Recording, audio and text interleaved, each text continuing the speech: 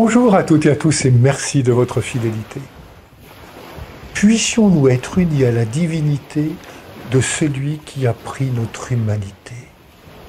Puissions-nous être unis à la divinité de celui qui a pris notre humanité. Ces paroles sont celles de la liturgie catholique de la messe. Elles sont prononcées au moment où le prêtre ou le diacre verse de l'eau dans le calice rempli de vin. C'est une manière d'affirmer qu'en Jésus-Christ, Dieu est présent. Dieu est présent, agissant en Jésus.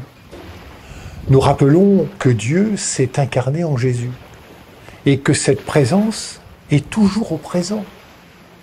Avant qu'Abraham fût, moi, dit Jésus, je suis.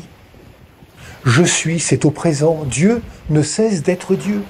Dieu ne cesse d'être présent au monde, à nos vies d'aujourd'hui. Seulement, seule la foi peut nous ouvrir à ce mystère. Pour qui te prends-tu? Maintenant, nous savons bien que tu es un démon. Les pharisiens de l'Évangile ne cherchent plus à comprendre. Leur point de vue sur Jésus est déjà tout tracé. Ce sera la mise à mort.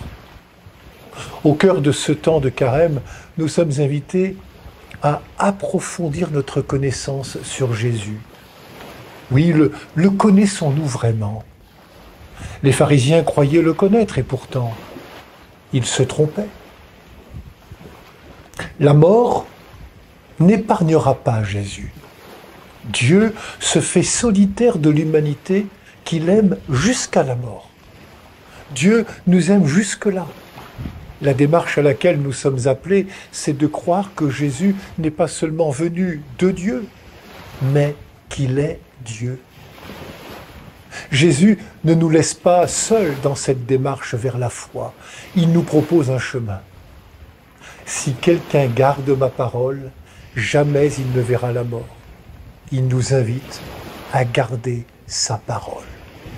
Combien sont-ils celles et ceux qui ont trouvé dans la parole de Jésus un sens à leur existence, une consolation, un appel à vivre autrement?